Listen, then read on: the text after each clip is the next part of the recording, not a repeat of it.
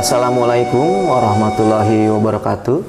Hamdan syukronillah, wassalatu wassalamu ala rasulillah, amma ba'du. Sahabat SK dimanapun Anda berada, kita berjumpa kembali dalam kajian Tauhid bersama guru kita tercinta yang telah hadir sebagai narasumber, Bapak Kiai Haji Imron BA. Assalamualaikum Pak Yai. Waalaikumsalam warahmatullahi wabarakatuh. Nah, ngomong-ngomong, temanya Mau'idatul Hasanah ini sekarang apa ya Pak Yai? Kalau mengenai tentang tema itu saya serahkan aja sama Anda sendiri. Oh, iya. Karena Anda sendiri mungkin yang lebih mengetahui dan apa yang akan disampaikannya itu. Lebih merasakan masalahnya gitu. Iya, oh, iya. Jadi begini Pak Yai, saya itu rada-rada kurang sehat gitu, tetapi bisa di Google tuh bisa di searching gitu, tips-tips kesehatan, fitness, vitamin, 4 sehat 5 sempurna gitu kan, banyak. Tetapi ada satu yang kurang tuh Pak Yai. Yang kurangnya apa? Tentang kesehatan yang ada di dalam gitu, ruhani kita itu Pak Yai. Nah itu bagaimana Pak Yai itu? Oh, jadi tentang ruhaniyah yang belum sehat gitu. Nah, itu iya masalah mungkin, besar itu Pak Yai. Iya. Nah, inilah yang mungkin bisa diangkat menjadi sebuah tema kali ya. Baiklah kalau gitu. Oh iya, siap Pak Yai. Nah, sahabat SK yang dimuliakan oleh Allah, tema kita hari ini adalah untuk mengupas tentang tips kesehatan ruhani. Nah itu marilah kita gali lebih dalam lagi. Tafadhol fa'ilaihi mashkuro. Assalamualaikum warahmatullahi wabarakatuh. Waalaikumsalam warahmatullahi. Alhamdulillahilladzi an'ama alaina bi ni'matil islami wal iman. Nashhadu an la ilaha illallah wahdahu la syarikalah wa nashhadu anna Muhammadan abduhu wa rasuluhu alladzi la nabiyya ba'dah. Allahumma salli wa sallim wa barik ala nabiyyina Muhammad wa ala ali nabiyyina Muhammad kama sallaita ala Ibrahim wa ala ali Ibrahim fil alamin innaka Hamidum Majid. Amma ba'd. Segenap mustami'in dan mustami'at, wabil khusus kepada sahabat SK Syifaul Qulub dimanapun Anda berada, insya Allah kita semua pada malam hari ini akan senantiasa dimuliakan oleh Allah Subhanahu wa Ta'ala. Amin. Adapun tema pada malam hari ini yaitu tadi temanya adalah apa tadi? Tips menjaga kesehatan ruhani. Menjaga kesehatan ruhani. Wah ini keren. keren ya. Nah, ini sebelumnya adalah kita awali dulu ya dengan sebuah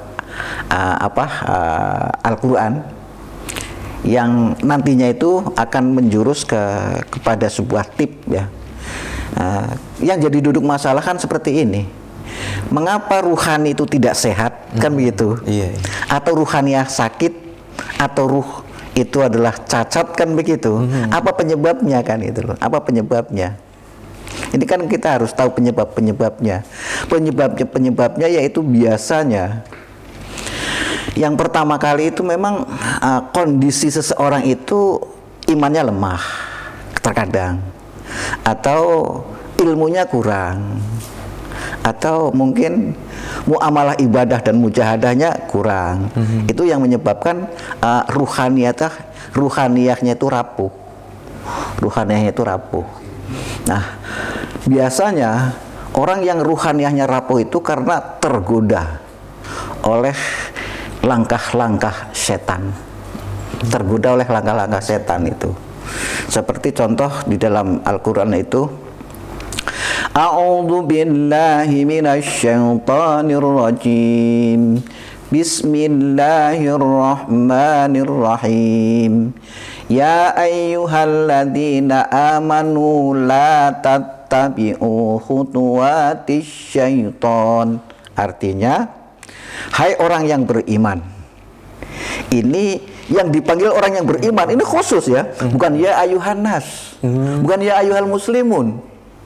Tetapi khusus ini yang ada di dalam sebuah ayat tersebut adalah ya ayyuhalladzina amanu, orang yang beriman dipanggil oleh Allah. Nah, terus Allah menyatakan la tattabi'u khutuwatis syaiton. Janganlah kamu ngikutin langkah-langkah setan.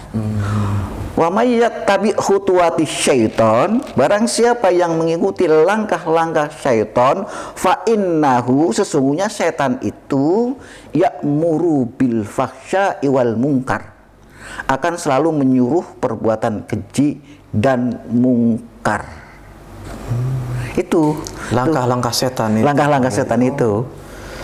Nah, bentuk itu langkah-langkah setan itu seperti apa saja gitu? Karena kan mungkin sangat halus dan tersamar gitu, dalam niat-niat baik juga ada. Nah, iya. Jadi yang dipertanyakan kan tadi kan langkah-langkah setan. Nah, memang di sini di ayatnya tersebut kan kalimatnya la tattabi'u khutuwatis syaiton. Janganlah kamu mengikuti langkah-langkah setan.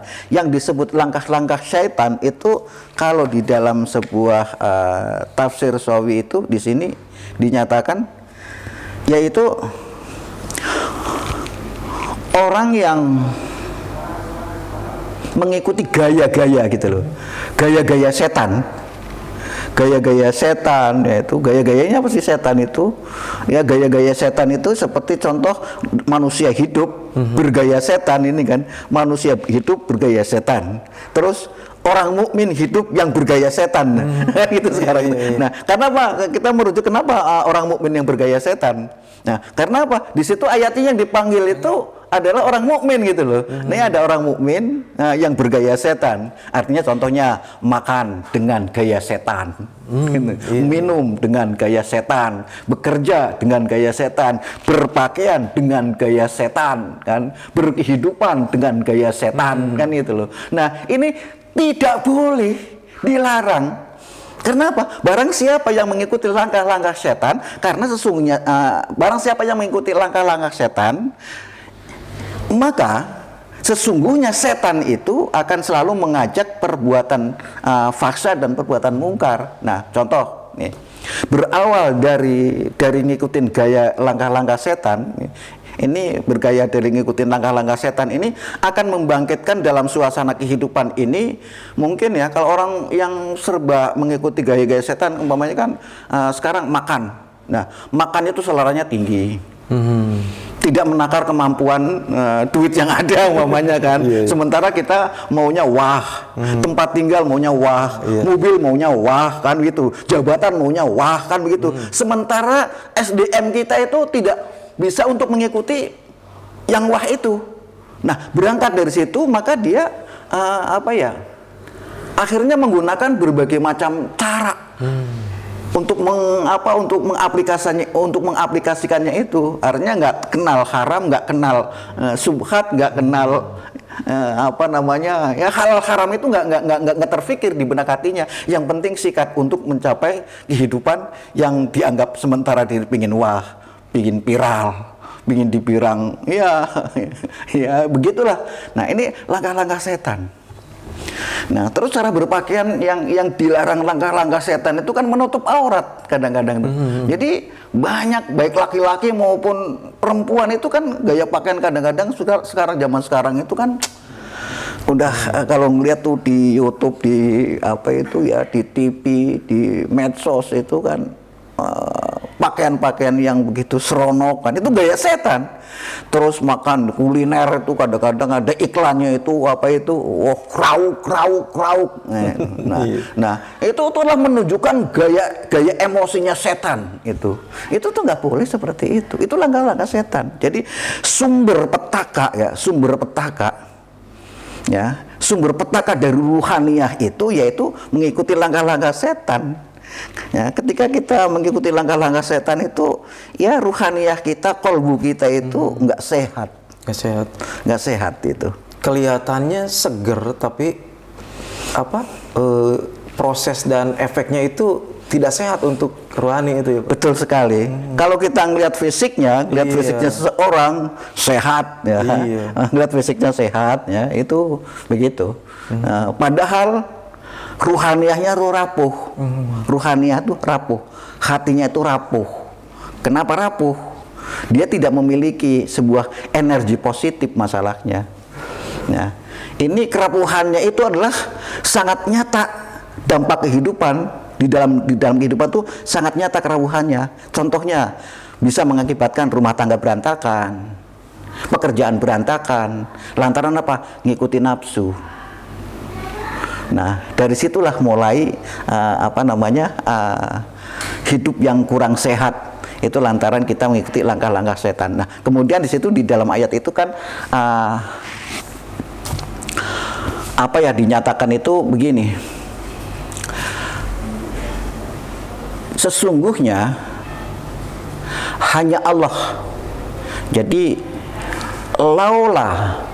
walaula fadlullahi alaikum wa rahmatuhu ma zaka min ahadin abada. Jikalau sekiranya bukan karena karunia Allah dan rahmatnya Allah, maka sudah barang tentu mazaka minkum min ahadin abada. Tidak ada pembersih bagi seseorang di antara kalian selama-lamanya. Tidak ada kebersihan di antara kalian selama-lamanya. Nah, ini jadi kalau sekiranya tidak ada fadl atau tidak ada karunia dan rahmatnya Allah, niscaya mazaka, tidak ada kebersihan di antara kamu selama-lamanya. Artinya kebersihan di sini bersih ucapannya, bersih perilakunya, bersih kolbunya, bersih ruhaniyahnya, bersih dari fahsya dan mungkar selama-lamanya. Kalau sekiranya bukan karena karunia dan rahmatnya Allah. Berarti di sini kan ada di situ merupakan salah satu tip kan, salah satu tip. Nah, kemudian di situ Allah menjelaskan walakin tetapi yang membersihkan, tetapi Allah akan membersihkan hati seseorang, ruhaniyah seseorang dari fahsya dan mungkar adalah kepada mayyasya, kepada orang yang dikehendakinya. Nah, ini menarik nih Pak Yai. Supaya kan dikehendaki oleh Allah gitu Pak Yai. Nah, supaya kita mendapat karunia dan rahmat yang dikehendaki oleh Allah gitu, si hamba ini. Nah, itu caranya, tipsnya itu apa ya? Seperti apa itu? Iya. Ini kan kita kan supaya terbebas ya, terbebas dari fahsya dan mungkar, terbebas dari perbuatan keji dan mungkar, terbebas dari ucapan yang yang menyakitkan orang, terbebas dari kebencian hati kan, ya, kebencian dan lain sebangsanya, kebencian, supaya terbebas dari fahsya dan mungkar. Nah, ini kan itu semua kan perbuatan setan yang menyelinap di tubuh seorang mukmin. Nah, kemudian Allah sendiri menyatakan di situ, kalau sekiranya bukan karena keutamaan, karena fadlnya, karena karunianya Allah dan rahmatnya Allah, niscaya tidak ada kesucian, kebersihan dari fahsya dan mungkar di antara salah seorang di antara kalian. Nah, di sini. Nah, berarti di situ ada satu tip ya, tipnya tuh hanya mengandalkan rahmat dan karunia Allah. Rahmat dan karunia Allah. Nah, apa itu rahmat dan itu karunia Allah? Karena rahmat dan karunia Allah inilah yang akan mampu membersihkan kolbu yang ada dari penyakit fahsya dan mungkar, dan akan membersihkan, mengusir setan-setan yang laknatullah itu akan kabur. Itu melalui rahmat Allah, melalui kasih sayang Allah, melalui fadl-fadlnya Allah, dan itu akan hilang. Dan itu kalau dia sudah hilang, maka hati kita itu akan mulai sehat, ya, ruhaniyah itu akan mulai sehat. Lalu di situ caranya gimana, kan begitu kan, seolah-olah kan. Nah, seolah-olah kan begitu. Jadi yang namanya rahmat Allah itu tidak datang sekonyong-konyong. Nah, diibaratkan itu apa ya, rahmat Allah itu diibaratkan kayak sebuah door prize, ya, kayak sebuah hadiah kan gitu loh. Nah, hadiah itu tidak sekonyong-konyong datang, rahmat Allah itu tidak sekonyong-konyong datang, melainkan dari si hamba tersebut yang mau menjemput rahmat, mau enggak menjemput rahmat itu. Kalau enggak dijemput, ya rahmat itu ya enggak bakalan. Karunia ada kalau Allah memfasilitasi karunia dan rahmat, memfasilitasi itu. Kita mau enggak mengajukan, ya pakai ya pengajuan apalah kan, banyak sekarang kan pengajuan untuk mendapatkan ya kucuran rahmat, ya kucuran kan, ya itulah. Nah, itu kan harus ada. Artinya begini, ya, cara menjemputnya itu adalah dengan riyadhah dan mujahadah.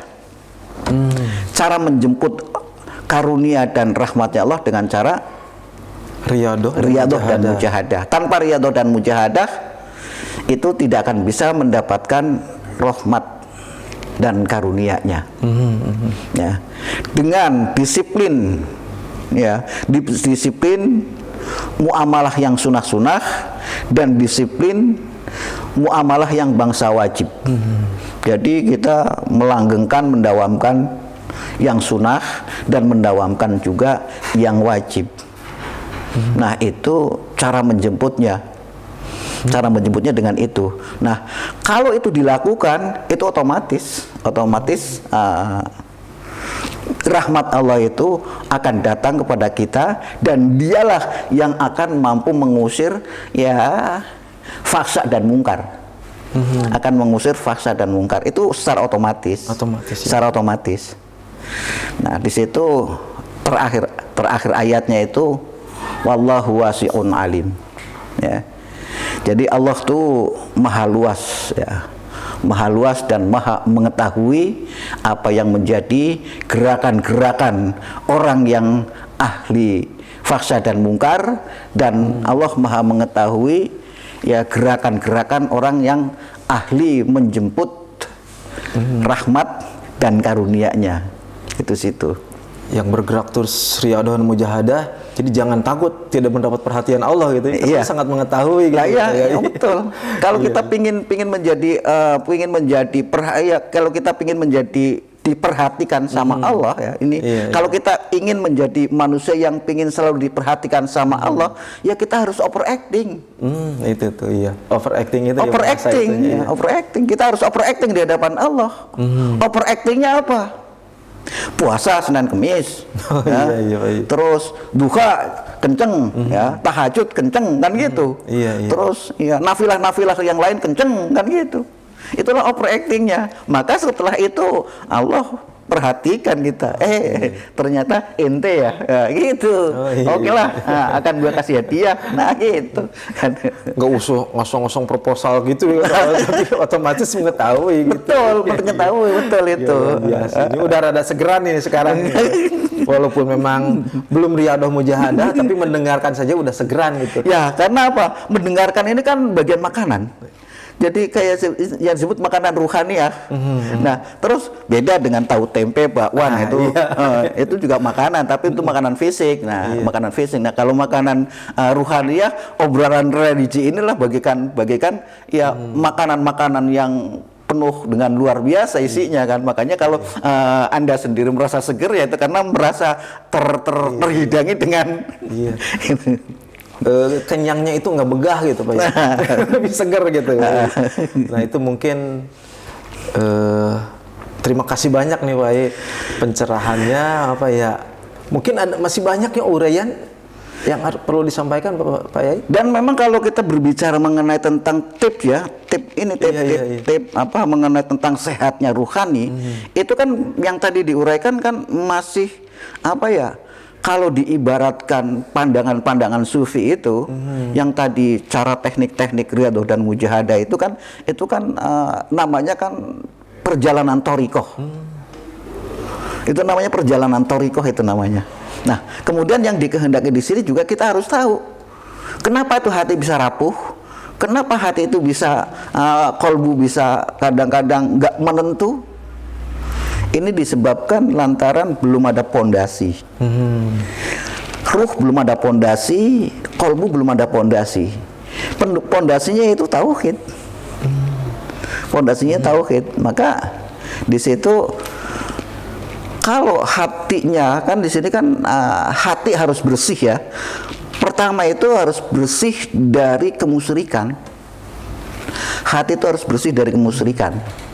Nah, kemusyrikan itu apa sih? Musyrik itu kalau di dalam istilah kajian ahlu tasawuf itu ada dua ya, ada yang disebut syirik khafi dan juga ada yang disebut syirik jali.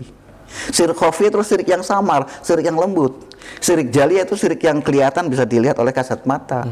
Ini yang menyebabkan hati itu rusak, ruhaniyahnya itu sakit lantaran ini masih kotoran-kotoran kemusyrikan ini masih mendekam di situ.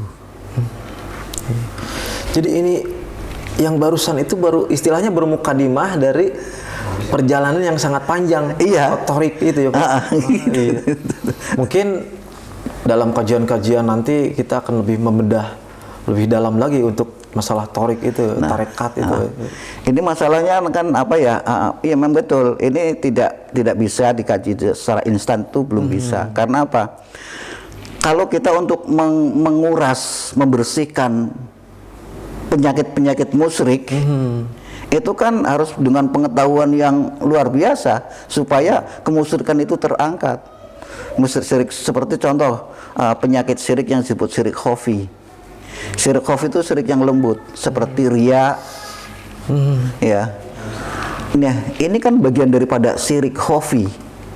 Nah, kalau syirik khafi ini masih riya itu kan istilahnya kan di dalamnya kan udah menyekutukan Allah, yang namanya riya itu menyekutukan Allah. Dan kemudian hawa nafsu itu sendiri adalah merupakan salah satu jenis kemusyrikan. Kita mengikuti hawa nafsu itu namanya kemusyrikan. Iya. Itu kemusyrikan. Nah, seperti contoh di dalam Al-Quran kan seperti afara'aita man ittakhadha ilahahu hawa. Itu kata Allah ya. Apakah kamu tidak memperhatikan, tidak melihat orang-orang yang mempertuhankan hawa nafsunya? Jadi orang yang mempertuhankan hawa nafsu itu berarti kan Tuhan kita hawa nafsu. Contoh, nafsu kita ngajak ngetan, kita ngetan. Nafsu kita ngajak ngulon, kita ngulon. Nafsu kita berfaksa dan mungkar, kita ikutin. Gitu. Nah, itu namanya kita ngikutin, itu kan sama dengan kita sedang ibadah. Kita ngikutin itu sedang ibadah gitu. Jadi ibadahnya itu ya seperti itu, kita ngikutin. Nah, itulah kemusyrikan-kemusyrikan yang sifatnya khafi. Makanya Allah menjelaskan bahwa itu afara'aita man ittakhadha ilahahu hawa, apakah kamu tidak memperhatikan, kamu tidak pernah lihat orang yang mempertuhankan hawa nafsu. Nah, mempertuhankan hawa nafsu itu kemusyrikan. Nah, ini sangat besar sekali kemusyrikan. Kalau kita bicara tentang musyrik, dahsyat banget ini. Karena apa? Kemusyrikan itu tidak bisa diampuni oleh Allah. Nah, itu udah fatal. Itu yang namanya kemusyrikan, itu sama sekali Allah tidak akan pernah mengampuninya dan akan menjadi ahli neraka selama-lamanya abadan abidin. Ini kan berbahaya ini. Berbahaya kan? Inilah Syirik khafi itu yang sangat luar biasa bahayanya, sangat halusnya ya Pak Yai. Iya. Karena apa? Allah sendiri yang menyatakan hal itu. Karena apa ya? Sesungguhnya Allah itu tidak akan pernah mengampuni. Innallaha la yaghfiru. Sesungguhnya Allah itu tidak akan pernah mengampuni. Mengampuni apa? Mengampuni noda syirik. Tetapi Allah mengampuni selain kotoran-kotoran syirik. Nah, Allah tidak akan mengampuni kemusyrikan, tetapi Allah mengampuni selain kemusyrikan. Selain kemusyrikan apa sih? Dosa selain kemusyrikan seperti melanggar aturan hukum syariat yang telah ditentukan oleh Allah. Seperti contoh kita membunuh, ya, kita mencuri, kita mencopet, ya, macam-macam itu. Pelanggaran-pelanggaran selain musyrik. Nah, Allah itu kan maha pengampun dan maha penyayang. Kalau kita ya taubat dari perbuatan-perbuatan itu, pernah mencopet, pernah membunuh orang dan lain sebangsanya, kalau kita taubat Allah ampuni. Karena Allah maha pengampun dan penyayang. Tetapi kalau yang musyrik ini enggak. Innallaha la yaghfiru. Allah tetap tidak akan. Ini kan bahaya.